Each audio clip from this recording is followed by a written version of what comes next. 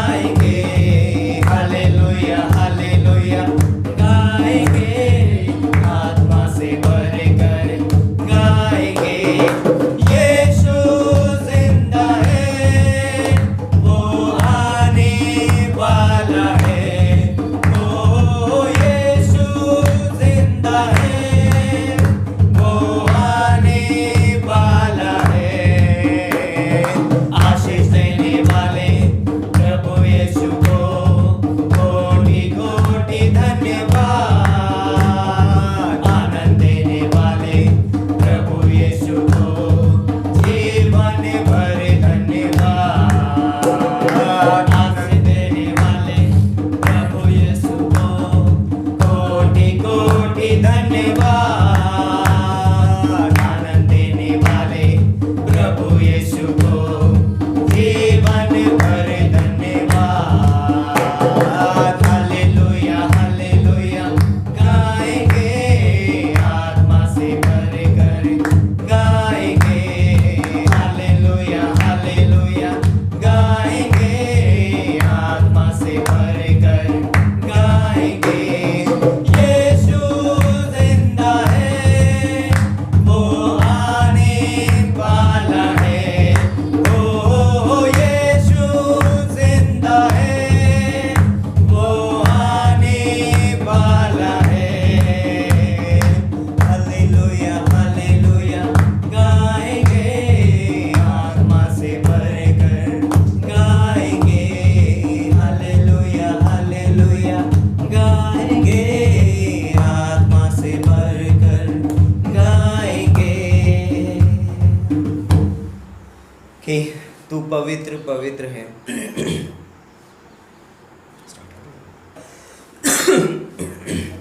तू पवित्र पवित्र है,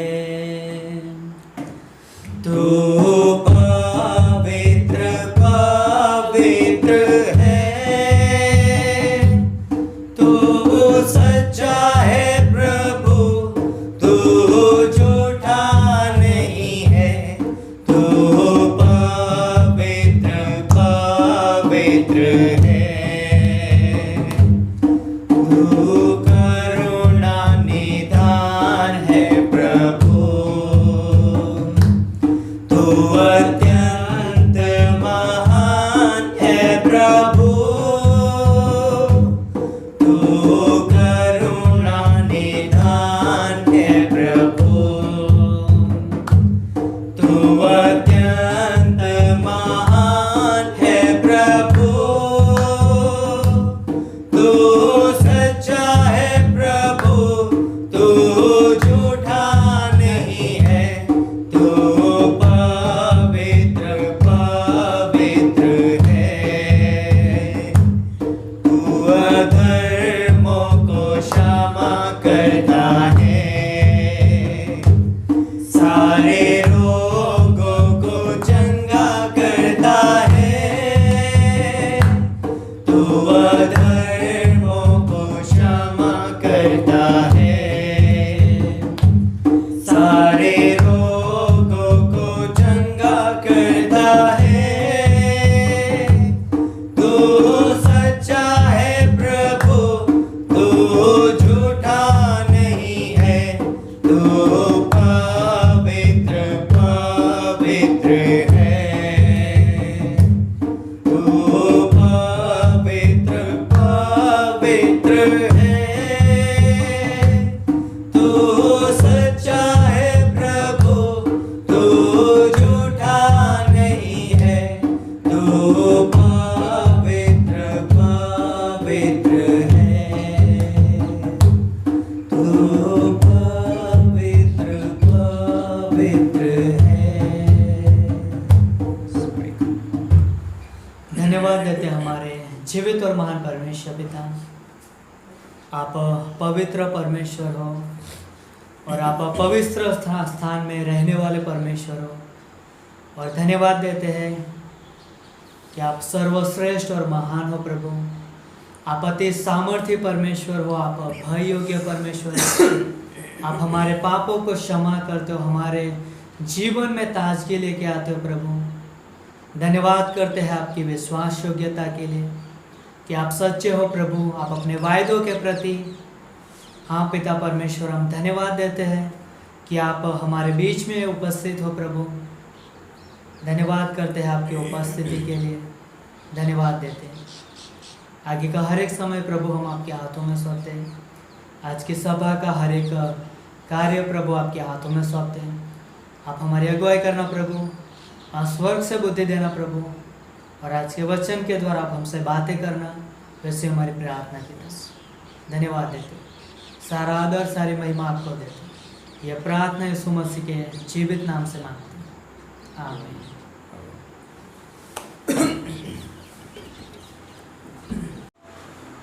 बहुत ही अद्भुत समय था मिडिक सर्विस में, और सच में परमेश्वर की आराधना करना, उसकी स्तुति महिमा करना और साथ में मिलकर परमेश्वर के वचन को सुनना, है ना, परमेश्वर को सबसे बड़ी ऊंची आराधना होती है।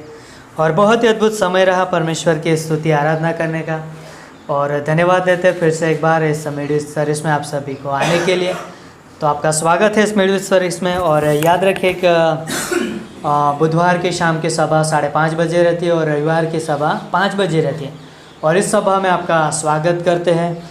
और इस सभा की जो भी एक्टिविटीज़ है, जो भी कार्य है, उन सारी बातों को आप अपने पर्सनल प्रार्थना में भी रख सकते हो और प्रार्थना कर सकते हो कि परमेश्वर इस कलीसिया का जो दर्शन है, जो विजन है, वो परमेश्वर आगे लेके जाए।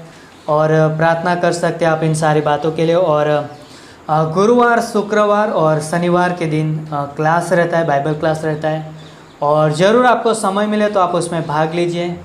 सुबह 10 बजे से लेके 12 बजे तक रहता है। तो ज़रूर आपको समय मिले तो अवसर ज़रूर फ़ायदा उठाइए। और चर्च फैमिली विजिट जब रहेगा सैटरडे के दिन, तो आपको बता दिया जाएगा कि इसके घर पे रहने वाला है। तो क्यों ना इस सारी बातों के लिए हम प्रार्थना करते हैं। तो प्रार्थना करते हैं। धन्यवाद करते हैं हमारे जीवित और महान परमेश्वर पिता, सारे आदर और महिमा की योग्य परमेश्वर। धन्यवाद देते पिता परमेश्वर कि आपने इस धरती पर पिता परमेश्वर कलीसिया रखा है प्रभु। और आप चाहते हैं कि प्रभु जो आपके लोग हैं पिता, जो आपके नाम से जाने जाते प्रभु, इस भवन में उपस्थित रहे प्रभु, आपकी आवाज़ को सुनने के लिए, आपके दर्शन विजन को आगे लेके जाने के लिए प्रभु। और धन्यवाद देते पिता परमेश्वर कि आप हमसे पहले उपस्थित रहते हो इस स्थान पर। हम धन्यवाद देते पिता परमेश्वर कि आपने हमें इस कलीसिया में शामिल किया है प्रभु, आपकी महिमा स्तुति बढ़ाई करने के लिए प्रभु। होने देना पिता परमेश्वर इस कलीसिया की जो भी एक्टिविटीज़ है प्रभु, इन सारी बातों को हम आपके हाथों में सौंपते हैं। जो भी बुधवार की सभा, रविवार की सभा और जो भी बाइबल कॉलेज होता है 3 दिन के लिए, और जो भी हर एक फैमिली विजिट होती है पिता परमेश्वर, और जो भी इस चर्च की ज़रूरत है पिता परमेश्वर, उन सारी बातों को हम आपके हाथों में सौंपते हैं प्रभु। आपके स्वर्गीय भंडार से प्रभु आप पूरा करना प्रभु, आपकी महिमा के लिए प्रभु। वैसे हमारी प्रार्थना पिता, धन्यवाद करते महान परमेश्वर, आप हमारी प्रार्थना को सुनने वाले परमेश्वर हो, इसलिए हम आपका आदर देते प्रभु, धन्यवाद देते प्रभु और आपकी महिमा करते हैं। धन्यवाद हो प्रभु। आगे का हर एक समय हम आपके हाथों में सौंपते हैं। आने वाले संदेश को भी हम आपके हाथों में सौंपते हैं। आप हमारी अगुवाई करना, हमसे बातें करना। धन्यवाद देते। ये प्रार्थना यीशु मसीह के नाम से मांगते हैं, आमीन। तो क्यों ना इस संदेश में जाते हैं और पास्टर मनोज का हम स्वागत करते हैं।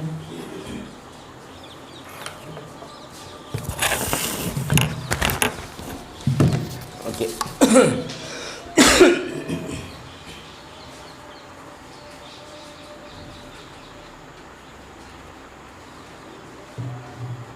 ओके, क्यों ना हम संदेश में जाएं और एक पंक्ति पढ़ेंगे मत्ती का 28-20। मत्ती की किताब उसका 28वां अध्याय, उसकी 20वीं पंक्ति। और यहाँ पर इस प्रकार से लिखा है, और उन्हें सब बातें जो मैंने तुम्हें आज्ञा दी है मानना सिखाओ, और देखो मैं जगत के अंत तक सदैव तुम्हारे संग हूँ। एक बार फिर पढ़ेंगे, इसका हम पाठ पढ़ेंगे। और देखो मैं जगत के अंत तक सदैव तुम्हारे संग हूँ। यहाँ पर बोलता है कि मैं जगत के अंत तक सदैव तुम्हारे संग हूँ। तो आइए हम प्रार्थना करते हैं। परमेश्वर पिता, हम धन्यवाद देते हैं इस खूबसूरत समय के लिए, इस दिन के लिए, इस खूबसूरत वचन के लिए, तेरे अद्भुत और अनोखे वायदे के लिए पिता परमेश्वर कि तू हमारे संग है पिता परमेश्वर। वाह, हमारे जीवन की हर एक परिस्थिति में, हर एक सिचुएशंस में, हर एक तकलीफ़ में, हर एक बीमारी में, हर एक समस्या में, हर एक खुशी में, हर एक आनंद में तू हमारे संग है पिता परमेश्वर। धन्यवाद देते हैं कि तूने हमसे वायदा किया है।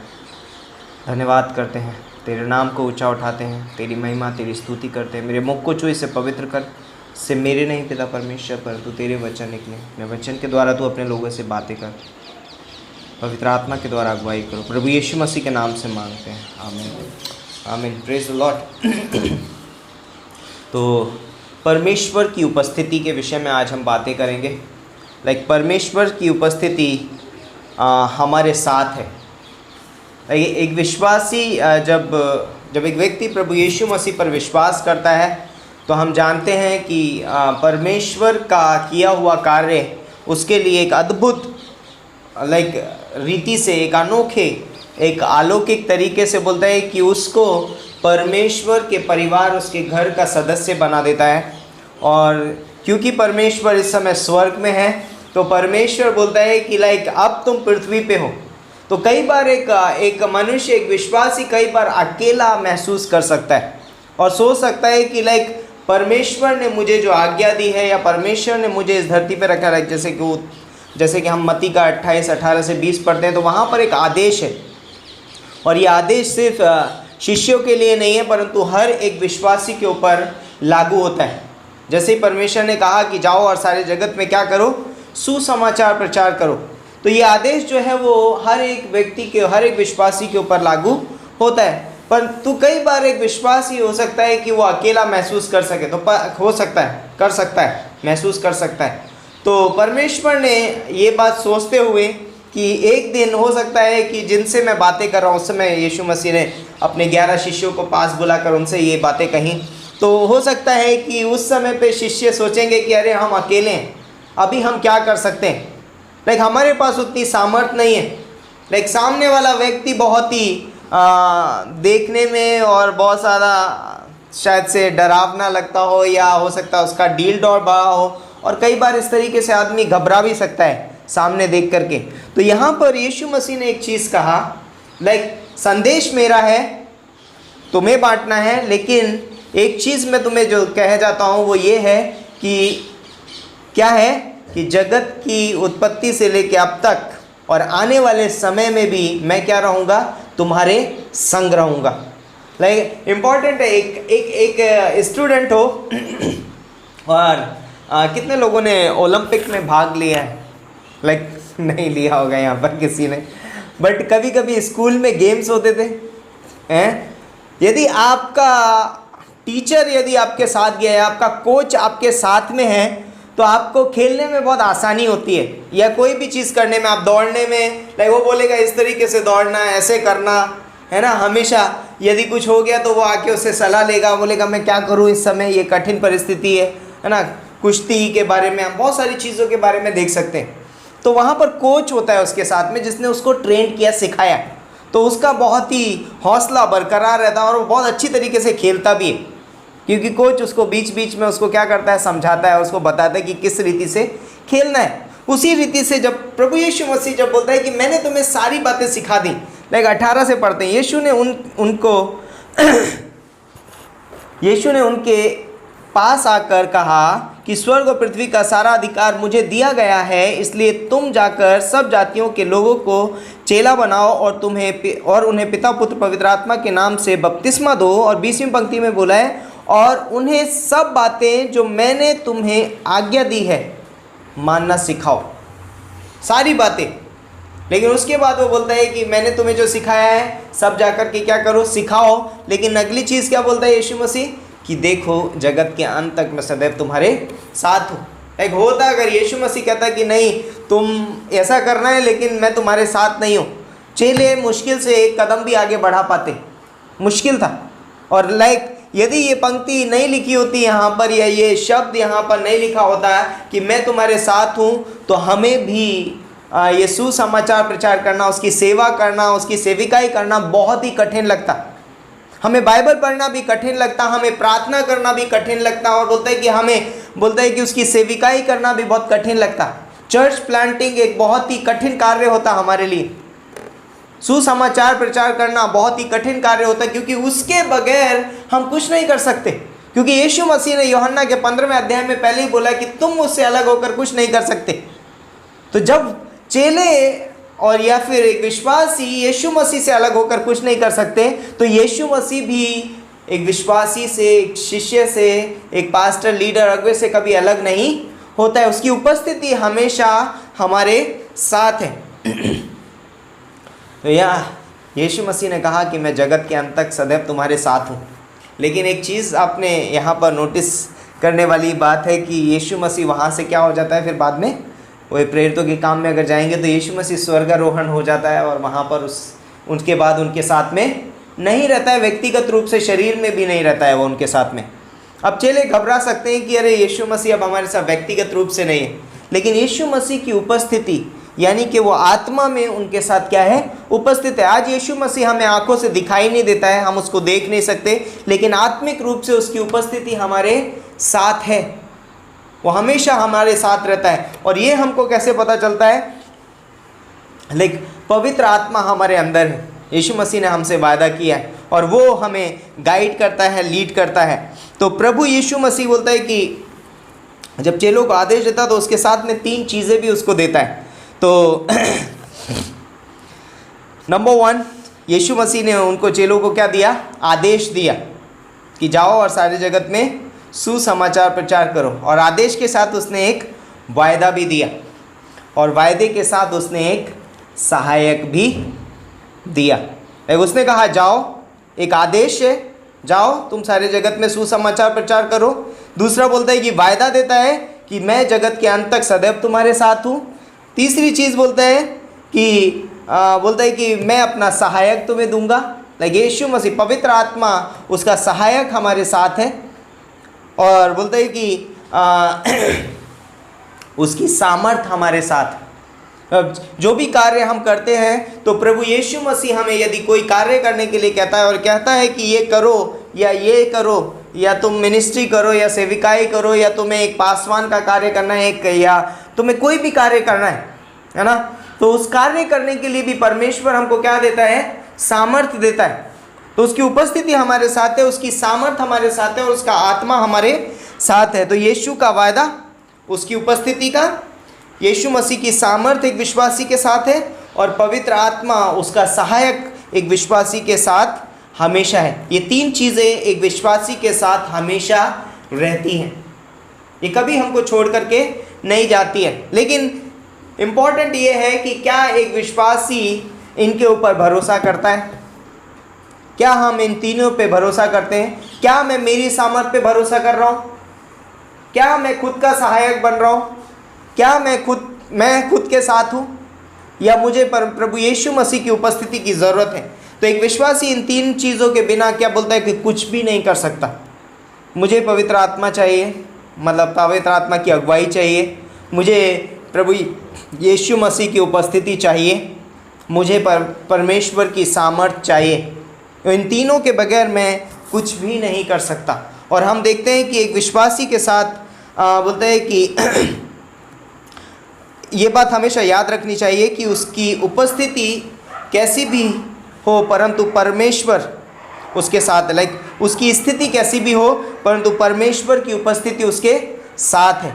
तो हम हो सकता है हम लोग कई बार कठिन परिस्थिति में हो सकता है हम बीमारी में हो सकता है हम समस्याओं में हो सकता है हम कठिन परिस्थिति से गुजर रहे हों, लेकिन उस समय हमें एक चीज़ याद रखना बहुत ज़रूरी है कि प्रभु यीशु मसीह की उपस्थिति हमारे साथ है। और बाइबल में हम जानते हैं, बाइबल इसका खूबसूरत उदाहरण हमारे सामने रखती है। उत्पत्ति से लेके और प्रकाशित वाक्य तक हम परमेश्वर की उपस्थिति को देखते हैं और वहाँ से लेके आदम से अब्राहम तक, अब्राहम से यीशु मसीह के समय तक और अब तक या इस समय तक और आने वाले समय में भी परमेश्वर की उपस्थिति लोगों के साथ बनी हुई है।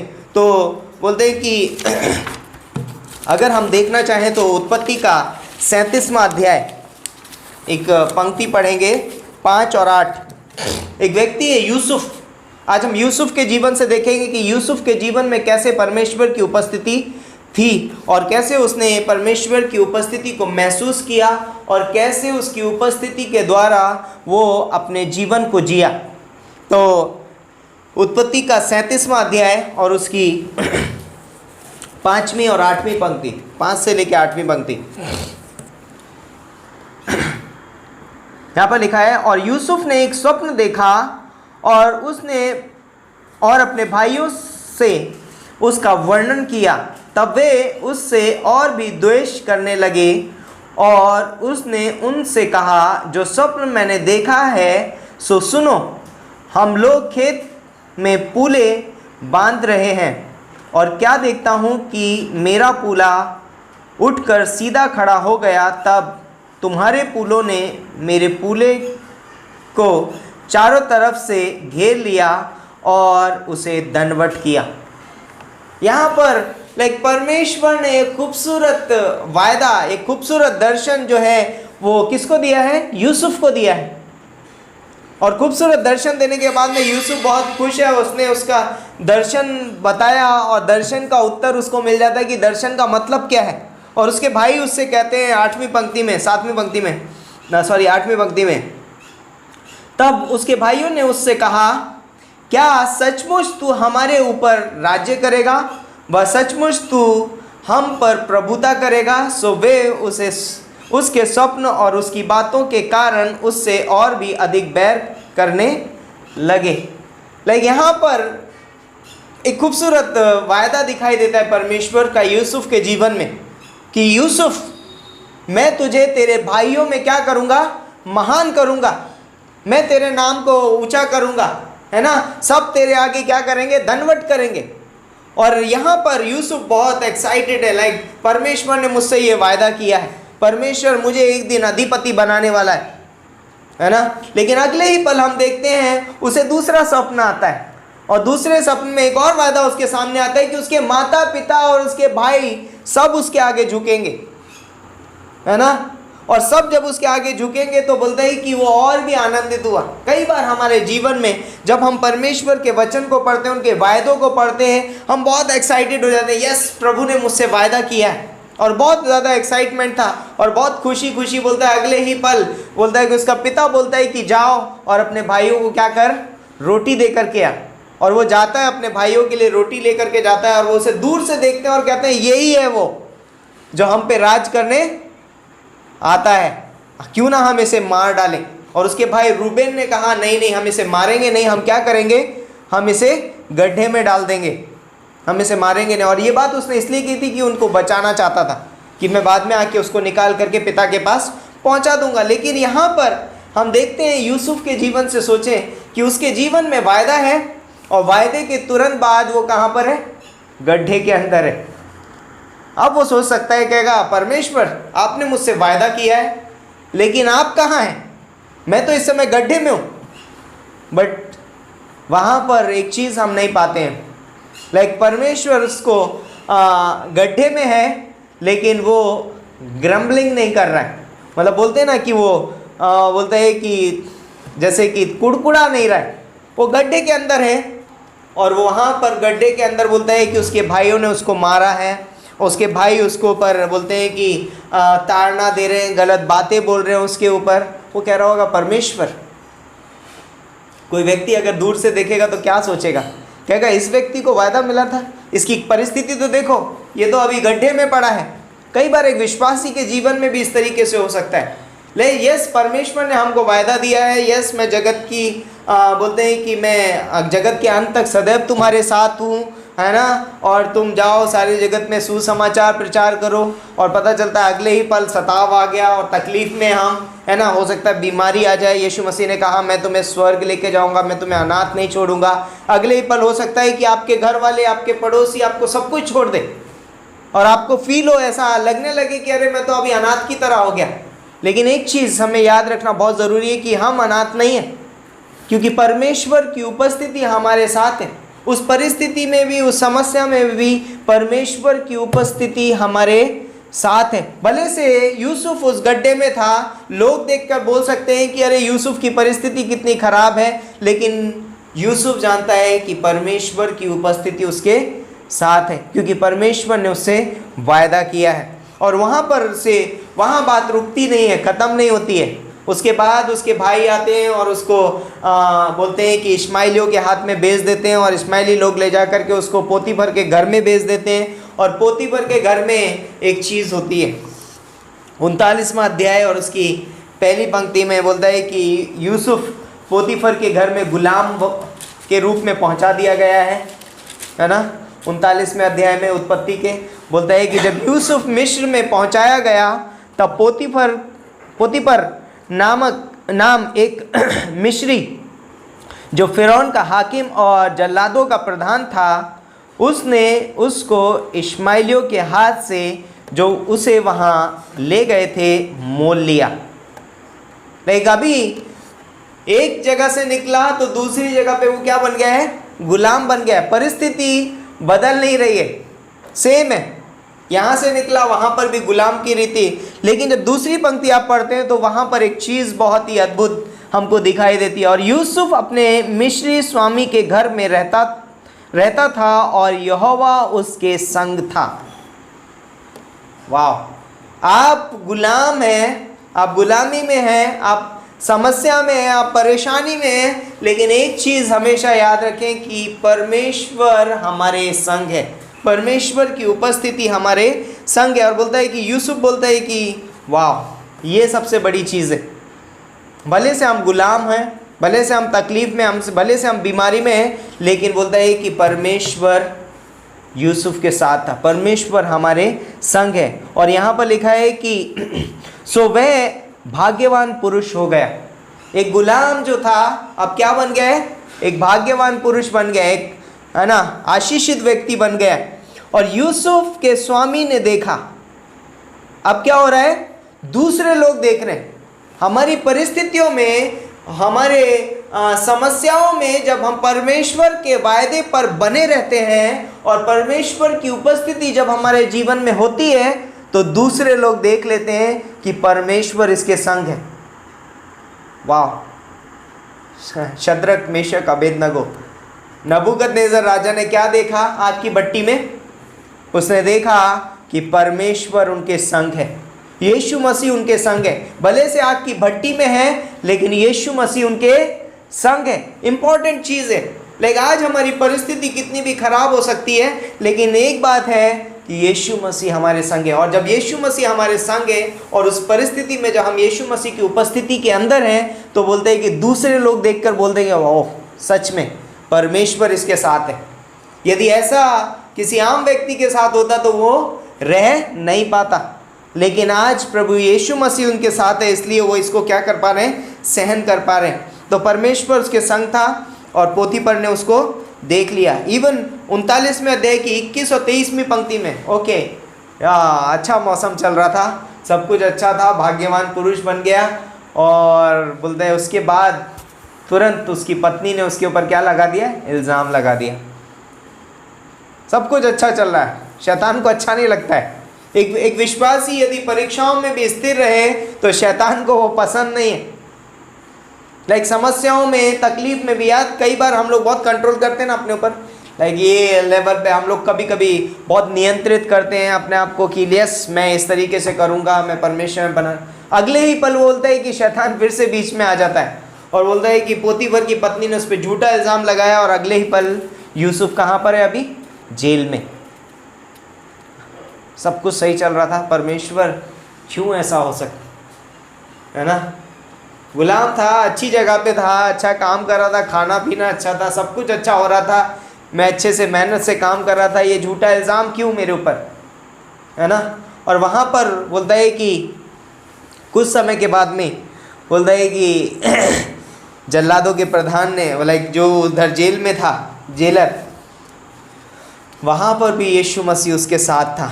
तो 39वें अध्याय की 21 और 23वीं पंक्ति पढ़िए, 21 से 23। पर यहोवा यूसुफ के संग संग रहा। 20वीं पंक्ति में लिखा है यूसुफ के स्वामी ने उसको पकड़कर बंदी गृह में जहाँ राजा के कैदी बंद थे डलवा दिया, सो वह बंदी गृह में रहने लगा। पर अगली पंक्ति में बोलता है पर यीशु मसीह, पर परमेश्वर, पर यहोवा यूसुफ के संग संग था। इंपॉर्टेंट है। लाइक जेल में है लेकिन यूसुफ के साथ में कौन है? परमेश्वर है। और अगली 23वीं पंक्ति पढ़िए। बंदी गृह के दरोगा ने के वश में जो कुछ था, क्योंकि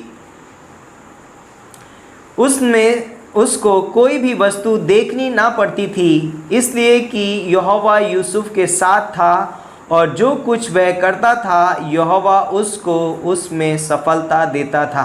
तो यहाँ पर वो बंदी गृह में भी गया है पर वो ईमानदार है। वो बोलता है कि उस समस्या में भी, उस जेल के अंदर भी उसने वो जुर्म नहीं किया है। उसने वो बोलता है कि उसकी सज़ा उसको नहीं मिल रही है, लेकिन वो बोलता है कि उसने जो नहीं किया है उसकी सज़ा काट रहा है, लेकिन वहाँ पर भी वो ईमानदारी से बना हुआ है।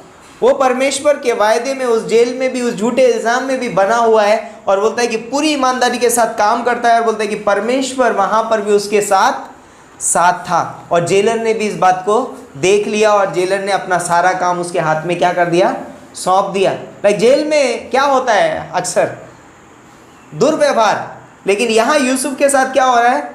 सारा अधिकार उसको दिया जा रहा है, जेल का भी अधिकार उसको दिया जा रहा है। लाइक जिस स्थान पे वो है, वो गड्ढे से उठा के पोतीफर के घर में आया, पोतीफर के घर का अधिकार उसको मिल गया, है ना। पोतीफर के बारे में लिखा है कि अपने बोलते हैं कि अपने आप को छोड़ उसने सब कुछ उसी के अधीन में कर दिया था। अभी जेल के अंदर आया तो जेल के अंदर भी बोलता है कि जेलर ने भी सारा अधिकार यूसुफ के हाथ में दे दिया, क्योंकि वो परमेश्वर के वायदे में बना हुआ है और परमेश्वर की उपस्थिति उसके साथ है। इस परमेश्वर की उपस्थिति में बने रहना हमारे लिए कितना अद्भुत है। और यहाँ पर बोलता है कि जेलर ने भी उसको देख लिया, है ना।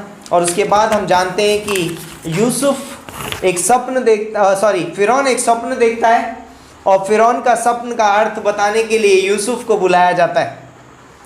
और जब यूसुफ को बुलाया जाता है तो यूसुफ उसके स्वप्न का अर्थ बताता है और अर्थ बताने के बाद में बोलता है, क्या करता है वो?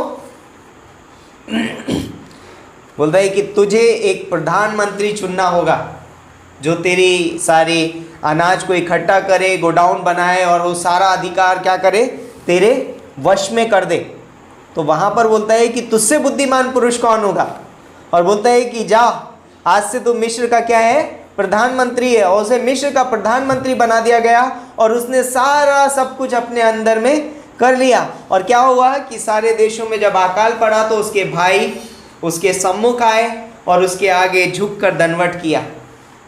वाह, परमेश्वर का वायदा पूरा हो रहा है।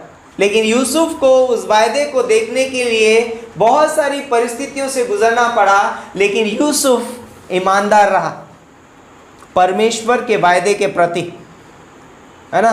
परमेश्वर के वायदे के प्रति वो ईमानदार रहा और अब वो समय आया है कि परमेश्वर अपना वायदा पूरा करेगा और परमेश्वर ने उसको प्रधानमंत्री बना दिया और उसके भाई आकर के उसको क्या करते हैं? दंडवत करते हैं। क्योंकि पता है, जब परमेश्वर वायदा करता है तो परमेश्वर अपने वायदे के साथ साथ चलता है।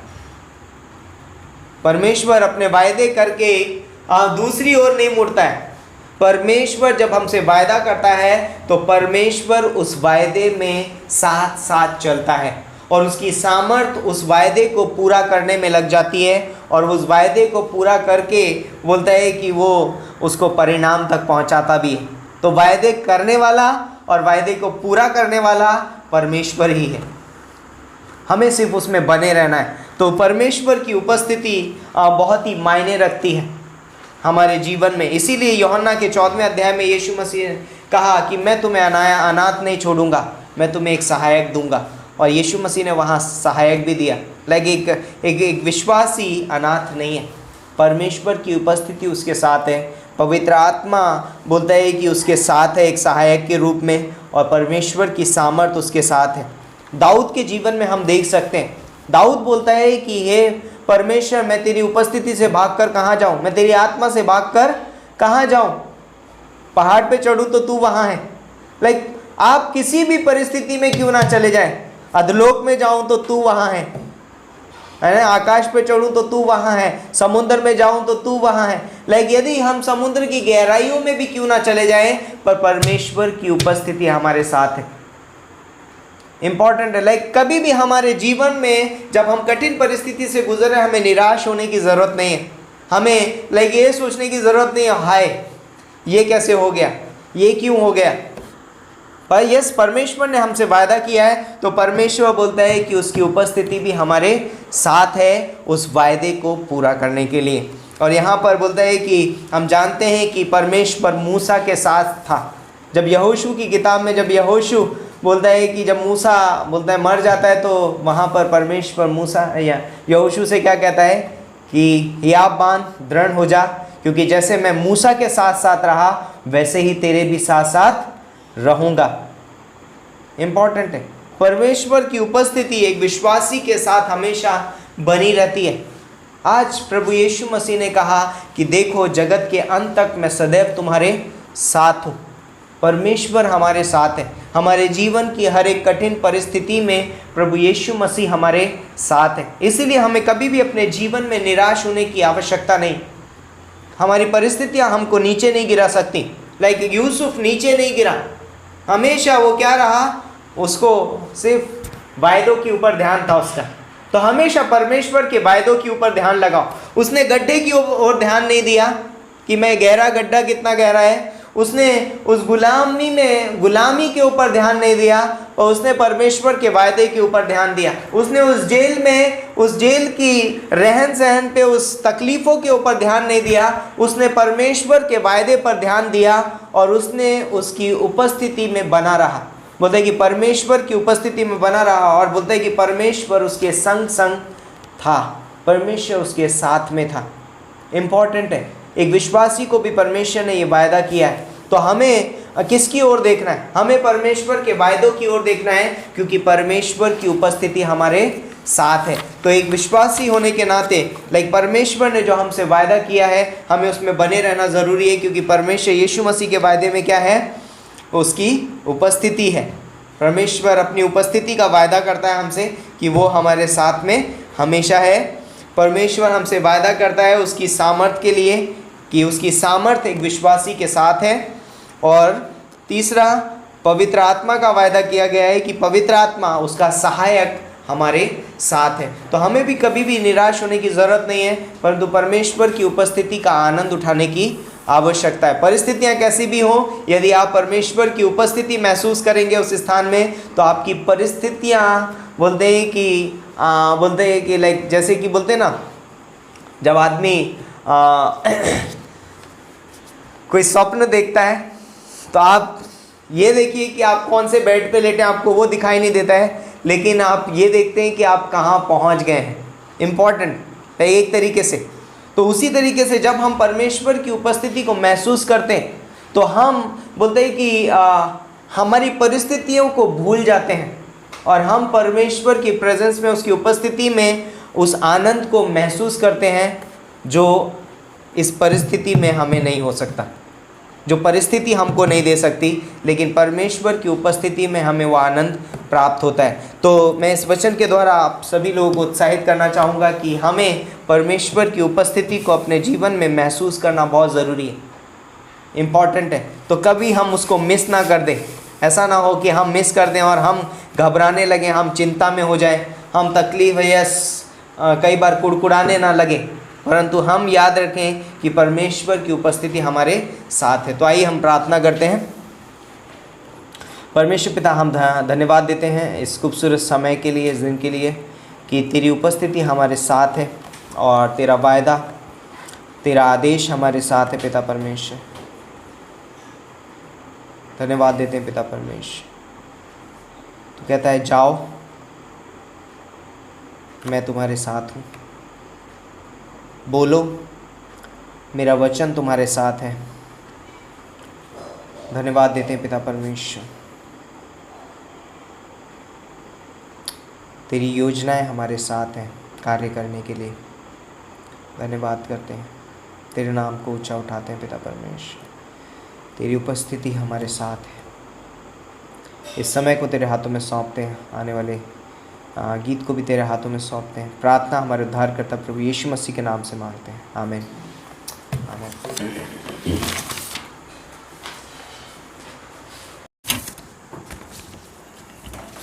अंतिम क्लोजिंग सॉन्ग गाएंगे। जमात मेहरबानी से खड़े हो जाए। तेरे पास आता हूँ यीशु तेरे पास,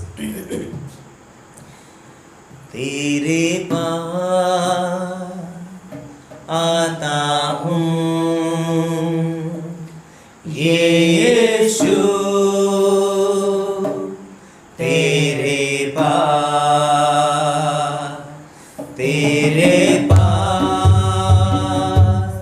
आता हूँ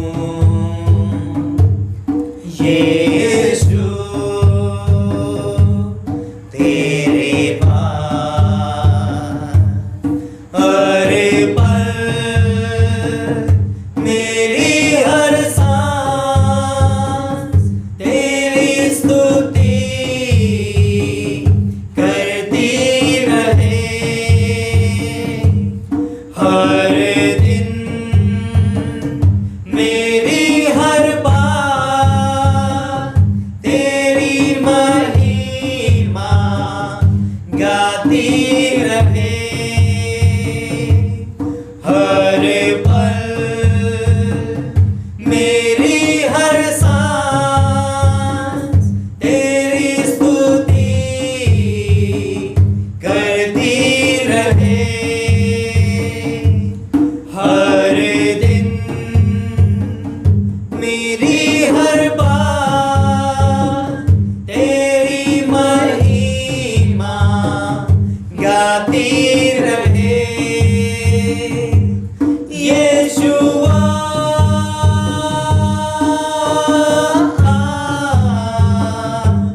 यीशुआ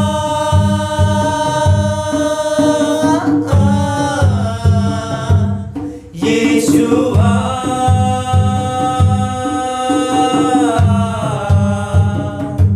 यीशुआ यीशुआ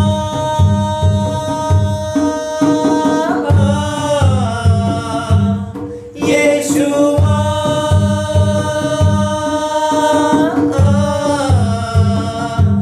यीशुआ